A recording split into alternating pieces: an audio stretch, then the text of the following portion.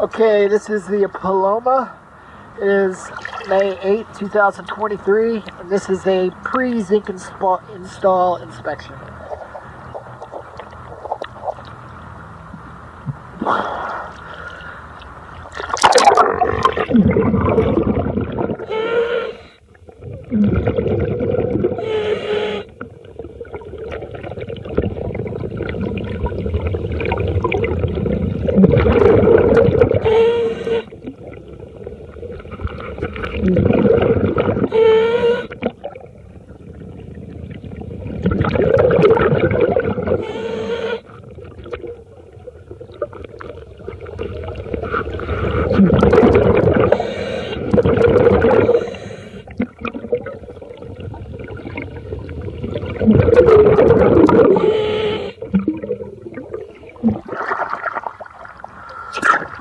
So the shaft zinc actually looked good, but the tri-zinc will have to be replaced.